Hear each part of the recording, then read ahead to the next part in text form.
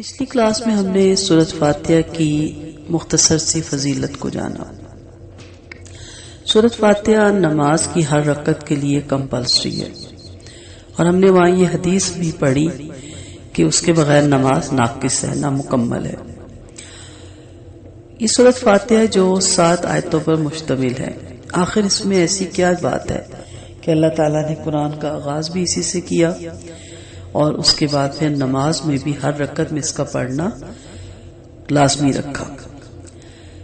مختصر سے اس کا تعارف کرتے ہیں تاکہ جب اب ہم نماز میں اس کا آغاز کریں تو ہمیں معلوم ہو کہ ہم اپنے رب سے کیا کہہ رہے ہیں۔ سورۃ فاتحہ 7 آیتوں پر مشتمل ہے، جن میں سے پہلی 3 آیات میں اللہ تعالیٰ کی حمد و ثنا ہے، اور آخری 3 آیتوں میں انسان کی طرف سے دعا اور درخواست کا مضمون ہے جو رب العزت نے اپنی رحمت سے خود ہی انسان کو سکھایا ہے، اور درمیانی ایک آیت میں دونوں چیزیں مشترک ہیں، کچھ حمد و ثنا کا پہلو ہے، کچھ دعا اور درخواست کا۔ ہم پہلی آیت میں کہتے ہیں الحمدللہ رب العالمین۔ حمد کے معنی کیا ہیں؟ تعریف اور شکر کے۔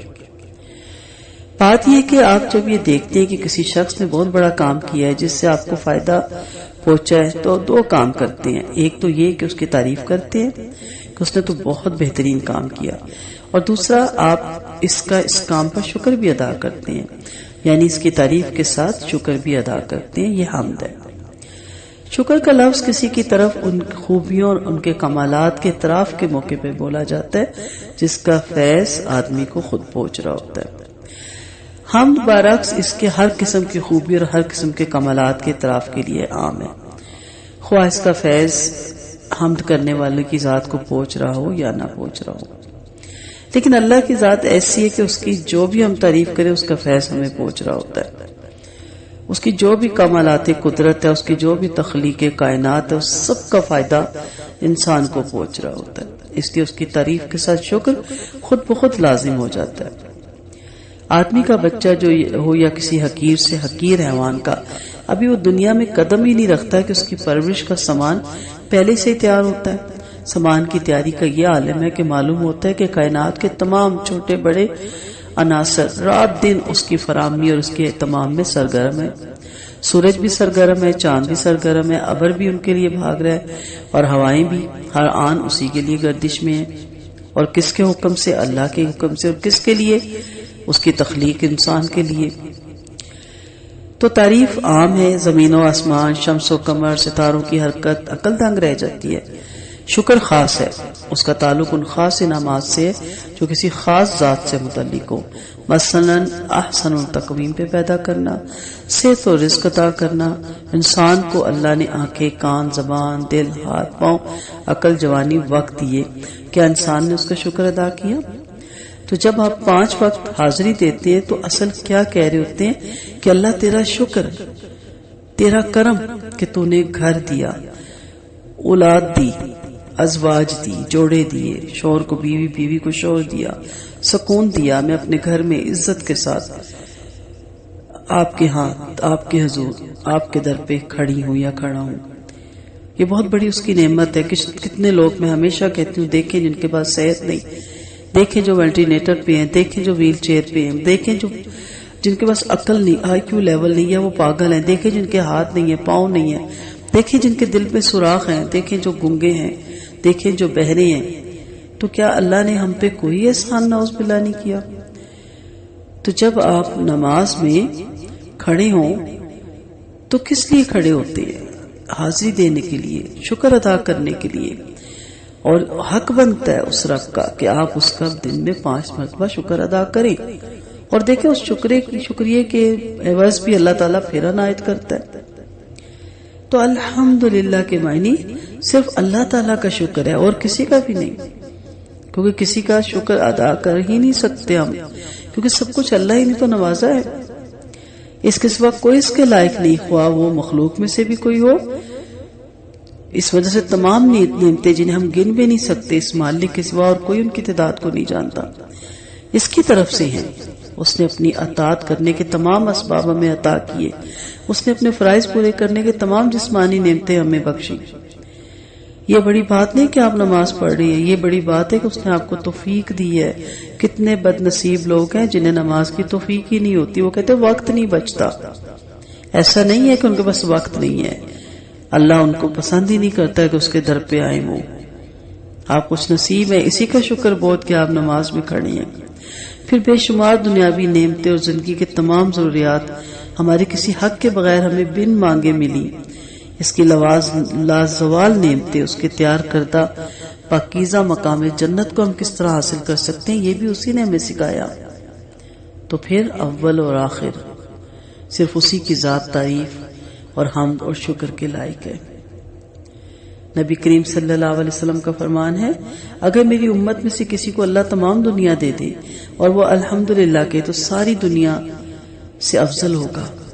قرطبی رحمۃ اللہ علیہ فرماتے ہیں مطلب یہ کہ ساری دنیا اتنی بڑی نعمت نہیں جتنی الحمدللہ کہنے کی توفیق دینا، اس لیے کہ دنیا تو فانی ہے اور اس کلمے کا ثواب باقی ہے، کیونکہ اس کا شکر ادا ہو نہیں سکتا، اور وہی کرتا ہے جو وہ جان جاتا ہے کہ اس کا شکر ادا کرنے سے میں قاصر ہوں، اور جب وہ جان جاتا ہے تو دل کی گہرائیوں سے کہتا ہے الحمدللہ، تو اللہ کہتا ہے تو نے میرا شکر ادا کر دیا۔ آپ دیکھیں نا، جب کسی فن پارے کو آپ دیکھتے ہیں تو آپ کی توجہ کس کی طرف جاتی ہے؟ فنکار کی طرف۔ اسی طرح جب ہم کسی فن پارے کی تعریف کرتے ہیں تو اصل میں فنکار کی تعریف ہوتی ہے نا۔ کسی کا اچھا شعر سنتے ہیں تو شاعر کی تعریف ہوتی ہے۔ اسی طرح کائنات میں جتنی خوبصورتی، جمال اور کمال اور اچھائی ہے، سب کچھ اللہ تعالیٰ کا پیدا کرتا ہے۔ ہر جمال اور کمال کی تعریف صرف اللہ ہی کے لیے درست ہے، کیونکہ ہر نعمت اور ہر شے کا پیدا کرنے والا اور عطا کرنے والا اللہ ہی ہے۔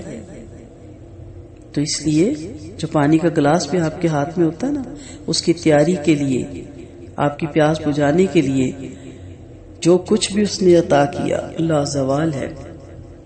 سمندر کا پانی کھارا تھا، اسے ہم پی نہیں سکتے تھے، اپنے کھیت کو سیراب کر کے پیداوار نہیں لے سکتے تھے۔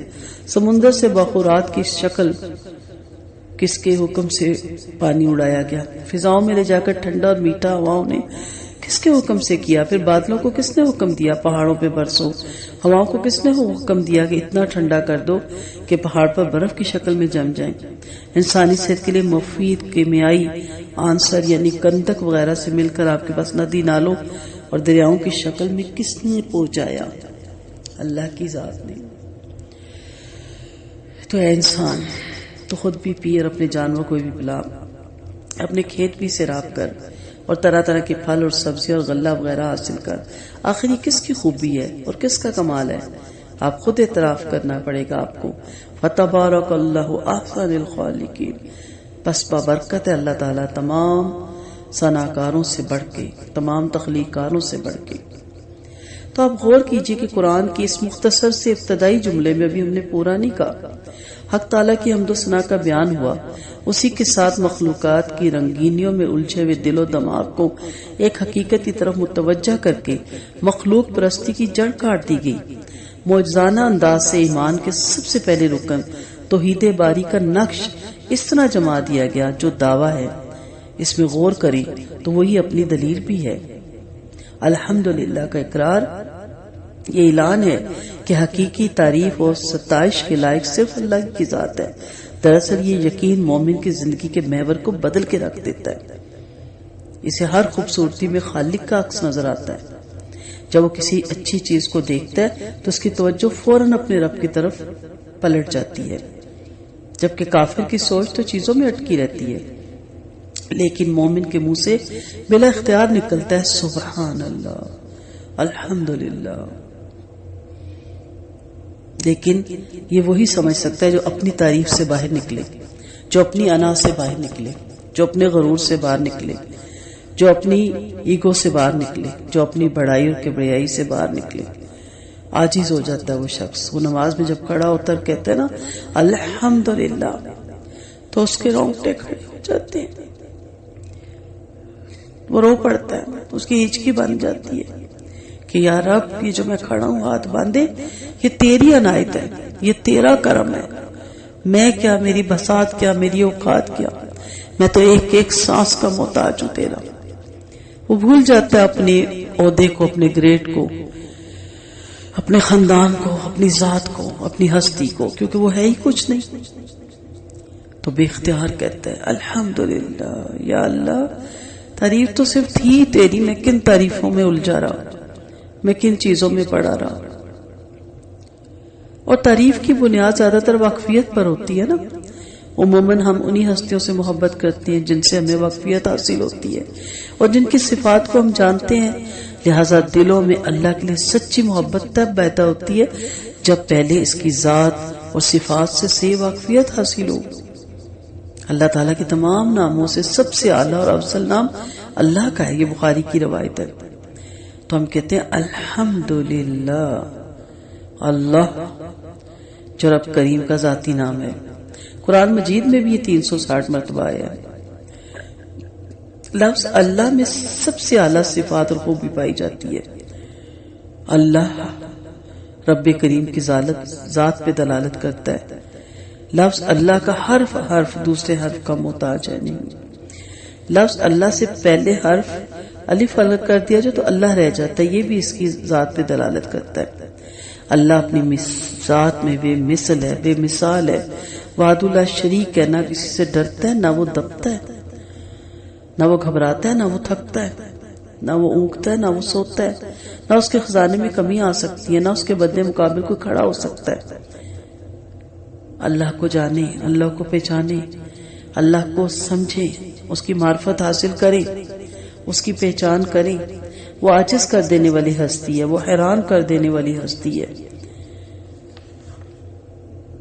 تو انسان کہتے ہیں اللہ صرف تیری تعریف ہے، تیرے سوا کسی کی بھی تعریف نہیں ہو سکتی، کیونکہ اس کے علاوہ کوئی تعریف کے قابل ہی نہیں. کیونکہ وہ اللہ ہے جس نے تجھے نطفے سے انسان بنایا.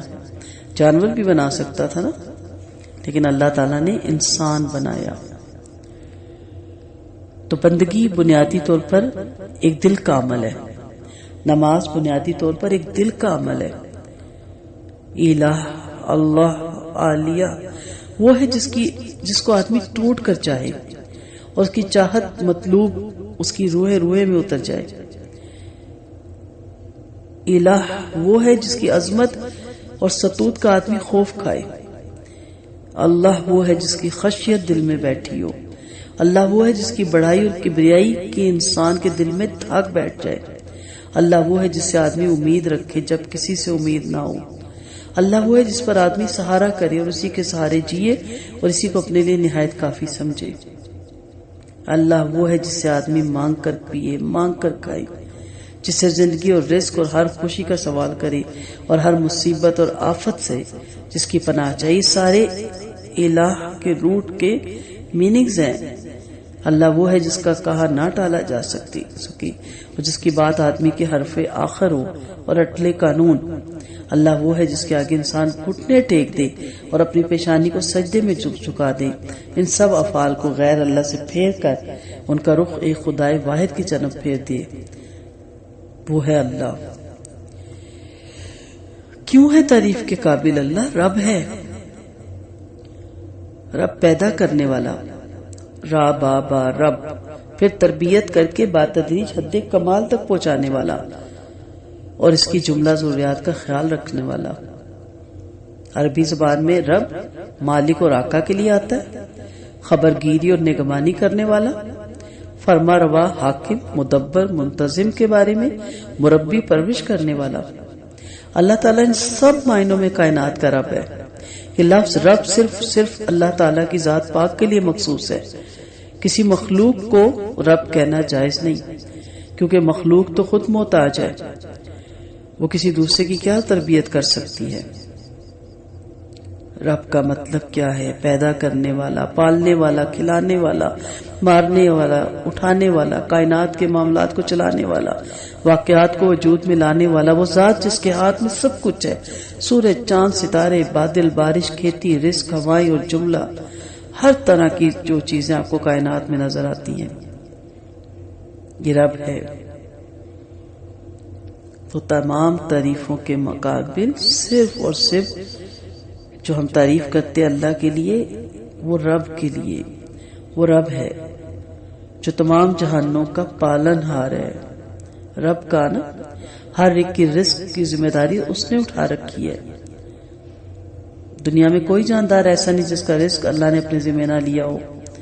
اللہ رزق صرف منہ تک نہیں پہنچاتا بلکہ منہ کے اندر ڈال کر اسے کئی درجات سے گزار کر ہضم بھی کرواتا ہے. یہ بھی اللہ کا احسان اور کرم ہے، کیونکہ اگر وہ رزق صرف ہمارے منہ تک پہنچا دے اور اس کے ہضم کا انتظام نہ کرے تو کام خراب ہو جائے.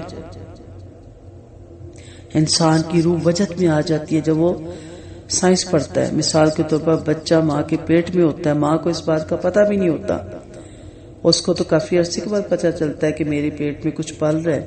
لیکن اس بچے کے رزق کا انتظام جو اللہ نے کر رکھا ہے، آپ اگر اس کو سوچیں اور غور کریں تو آپ حیران رہ جائیں. ماں جو کھاتی ہے اس سے جو طاقت و خون بنتا ہے وہ پہلے بچے کے جسم میں چلا جاتا ہے، اور بچے کی ضرورت کے بعد جو بچ جاتا ہے وہ ماں کے جسم میں واپس آتا ہے. انسان بلکہ ماں کو پتہ بھی نہیں ہوتا کہ بچہ کہاں سے رزق لے رہا ہے، کہاں اس کی ناک، کہاں اس کے کان پیدا ہو رہے ہیں، کیسی اس کی شکل ہوگی، کیسی اس کی عقل ہوگی. ہمیں ان باتوں کا کچھ اندازہ نہیں ہوتا. یہ تمام نظام اس نے اپنے ہاتھ میں لے رکھا ہے. الا لہ الخلق والامر، دیکھو پیدا بھی اسی نے کیا اور آگے منصوبہ بندی بھی وہی کرتا ہے. عالمین، الحمدللہ رب العالمین. عالم کی جمع جس میں دنیا کی تمام اجناس، آسمان اور زمین، چاند، سورج اور تمام ستارے اور ہوائیں، فضا، برق و باران، فرشتے، جنات، زمین، اس کی تمام مخلوقات، حیوانات، انسان، نباتات، جمادات، سب اس میں داخل ہیں. اسی لیے رب العالمین کے معنی یہ ہوئے کہ اللہ تعالیٰ تمام اجناس سے کائنات کی تربیت کرنے والا ہے. اور یہ بھی کوئی بعید نہیں کہ جیسے ایک عالم ہے جس میں ہم بستے ہیں اور اس کے نظام شمسی، قمری اور برق اور بارہ ہے اور زمین کی لاکھوں مخلوقات کا ہم مشاہدہ کرتے، یہ سارا ایک ہی عالم ہو، اور اس جیسے ہزار ہاں دوسرے عالم ہوں جو اس عالم سے باہر کے خلا میں موجود ہوں. امام راضی نے اپنی تفسیر کبیر میں فرمایا کہ اس عالم سے باہر ایک لا متناہی خلا کا وجود دلائل عقلیہ سے ثابت ہے. اور یہ بھی ثابت ہے کہ اللہ تعالیٰ کو ہر چیز پر قدرت ہے، اور اس کے لیے کیا مشکل ہے کہ اس نے اس لامتناہی خلا میں ہمارے پیش نظر عالم کی طرح کے اور بھی ہزاروں لاکھوں عالم بنا رکھے ہوں. حضرت ابو سعید خدری سے منقول ہے کہ عالم 40,000 ہے. یہ دنیا مشرق سے مغرب تک ایک عالم ہے، باقی اس کے سوا ہے. اسی طرح حضرت مقتال امام تفسیر سے منقول ہے کہ عالم 80,000 ہے. قرطبی اس پر جو یہ شبہ کیا جاتا ہے کہ خلا میں انسانی مزاج کے مناسب ہوا نہیں ہوتی اس لیے انسان یا کوئی حیوان وہاں زندہ نہیں رہ سکتا، امام راضی نے اس کا جواب یہ دیا کہ کیا یہ ضروری ہے کہ اس عالم سے خارج خلا میں جو دوسرے عالم کے باشندے ان کا مزاج بھی ہمارے عالم کے باشندوں کی طرح ہو جو خلا میں زندہ نہ رہ سکتے ہوں؟ یہ کیوں نہیں ہو سکتا؟ وہ رب ہے نا جو ہوا کے بغیر زندہ نہیں رکھ سکتا، وہ ہوا کے بغیر بھی زندہ رکھ سکتا ہے. وہ رب ہے نا. پھر زمانے کے لحاظ سے ہر دور کے لوگ ایک عالم ہیں. کعب اخبار کہتے ہیں کہ عالموں کی تعداد اور خدا کے لشکروں کی گنتی اور اللہ تعالیٰ کے سوا کوئی نہیں جانتا. یہ ہے تمہارا حقیقی رب جس کی آپ 5 وقت نماز میں پہلی آیت میں تعریف کرتے ہیں. آسمانوں کا مالک، زمین کا مالک، چاند کی کرنوں کا مالک، ہواؤں اور ہوا کے چوکوں کا مالک، پانی اور پانی کی موجوں کا مالک، سمندر اور سمندر کی طغیانی کا مالک، درخت اور اس کے پتوں کا مالک، پتوں کی رگوں میں چلنے والے پانی کا مالک، پھل اور پھل کی مٹھاس کا مالک، اس کی گٹلی کا مالک، اس کے چھلکے کا مالک، چوپائے پہ قابض، دو پائے پہ قابض، آبی، خلائی، نوری، ناری، ہر چیز پر اس کا قبضہ ہے. وہ رب العالمین ہے. جب تمام کائنات کی تربیت اور پرورش کی ذمہ داری صرف ایک ذات اللہ تعالیٰ کی ہے تو حمد و ثنا کی حقیقی مستحق بھی تو وہی ذات ہے نا. اس لیے حمد و ثنا کے ساتھ ایمان کے سب سے پہلے رکن توحید باری کا بیان اس میں بہت بہترین طریقے سے کیا گیا. اس طرح ایک زمانے کو میں بھی ایک وقت کو بھی عالم کہا گیا. ابن عباس کہتے ہیں اس سے مراد کل مخلوق، خواہ آسمان کی ہو یا زمین کی ہو یا ان کے درمیان کی ہو، خواہ اس کا علم ہو یا نہ ہو. حضرت ابو سعید سے منقول ہے عالم 40,000 ہے. یہ دنیا مشرق سے مغرب تک عالم ہے. امام راضی کا قول کافی ہے. امریکی خلائی مسافر جان کلین نے حال میں خلا کے سفر سے واپس آ کر شائع کیا جس میں شعاع سال کا نام دے کر ایک طویل مدت اور مسافت کا پیمانہ قائم کیا اور اس کے ذریعے اپنی وسعت فکر کی حد تک خلا کا کچھ اندازہ لگایا اور پھر یہ اقرار کیا کہ کچھ نہیں بتلایا جا سکتا کہ خدا کی وسعت کتنی اور کہاں تک ہے۔ قرآن کے مختصر جملے کے ساتھ اب تمام عالم اور اس کی کائنات پر نظر ڈالیے اور دیکھیے کہ حق تعالیٰ نے تربیت عالم کا کیا مضبوط اور محکم مخیر العقول نظام بنایا ہے۔ افلاک سے لے کر عناصر تک، سیارات سے اور نجوم سے لے کر ذرات تک ہر چیز سلسلہ نظام میں بنی ہوئی ہے، اور حکیم مطلق کی خاص حکمت بالغہ کے ماتحت ہر چیز اپنے اپنے کام میں مصروف ہے۔ ایک لقمہ جو انسان کے منہ تک پہنچتا ہے، اگر اس کی پوری حقیقت پر انسان غور کرے تو معلوم ہوگا کہ اس کی تیاری میں آسمان اور زمین کی تمام قوتیں اور کروڑوں انسانوں اور جانوروں کی محنتیں شامل ہیں۔ سارے عالم کی قوتیں مہینوں مصروف خدمت میں رہی۔ جب یہ لقمہ تیار ہوا تو معلوم ہوا کہ رب العالمین ایک حیثیت سے پہلا جملہ الحمدللہ کی دلیل ہے کہ جب تمام کائنات کی تربیت اور پرورش کی ذمہ داری صرف ایک ذات اللہ تعالیٰ کی ہے تو حمد و ثنا کی حقیقی مستحق بھی وہی ذات ہے۔ تو جب آپ نماز میں کھڑی ہوں، نماز تو بہت سے لوگ پڑھتے ہیں، بہت سے نہیں پڑھتے۔ اصل بات نماز سکھانا نہیں ہے، آئیں گے اس موضوع پہ بھی، سارے شرعی مسئلے بھی پڑھیں گے، لیکن اصل یہ کہ نماز قائم کروانا ہے۔ پہلے نماز تو قائم کر لیں، اور نماز قائم کرنے کی پہلی شرط یہ ہے کہ آپ کو معلوم ہو کہ کس کے لیے پڑھنے ہیں، اس میں کیا پڑھنے ہیں، اور جو پڑھنے ہیں اس کا معنی پتہ ہے، اس میں عمل کر رہے ہیں۔ تو جو میرے رب کی تعریف میں لگ جاتا ہے وہ اپنی ہستی کو مٹا دیتا ہے، لیکن جو اپنی ہستی کو بنانے سنوارنے میں اور اس کی تعریف میں محو ہوتا ہے وہ اللہ کی کبھی تعریف کر ہی نہیں سکتا۔ اللہ کی تعریف کے لیے سب سے پہلے اپنے آپ کو عاجزی میں ڈالنا ہوتا ہے۔ تو نماز آپ کو عاجزی سکھاتی ہے۔ نماز در حقیقت اس مومنانہ زندگی کا نشان اور اس کا مرکزی نقطہ ہے کہ مومن کی پوری زندگی نماز ہوتی ہے۔ مخصوص اوقات میں جب وہ نماز پڑھتا ہے تو گویا وہ اپنی حالت نماز میں ہونے کی حیثیت کو مجسم اور مکمل کرتا ہے۔ نماز بندگی کی تصویر ہے۔ نماز اپنے رب سے قریب ہونے کی کوشش ہے۔ نماز اللہ کے دربار میں حاضری کا وقت ہے۔ نماز ان جذبات کا ایک خارجی مظہر ہے جو مومن کے سینے میں تڑپ رہے ہوتے ہیں۔ نماز ایک لحاظ سے دعا ہے، وہ اپنی عاجزی کو پیش کر کے خدا سے اس کی رحمت اور مغفرت مانگتا ہے، اور وہ کہتا ہے یا رب تعریف کے قابل تو صرف تیری ذات ہے۔ الحمدللہ رب العالمین وآخر دعوانا ان الحمدللہ رب العالمین سبحانک اللہم وبحمدک نشہد ان لا الہ الا انت نستغفرک ونتوب الیک۔ السلام علیکم ورحمۃ اللہ وبرکاتہ۔